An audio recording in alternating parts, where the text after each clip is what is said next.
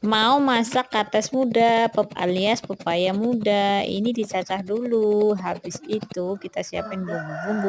Bawang merah, bawang putih, daun bawang, ikan bilis, irisan cabai. Oseng-oseng-oseng sampai wangi. Terus masukin garam, micin, gula, dan aneka bumbu-bumbu lainnya. Oke, siap dimasak. Selamat mencoba.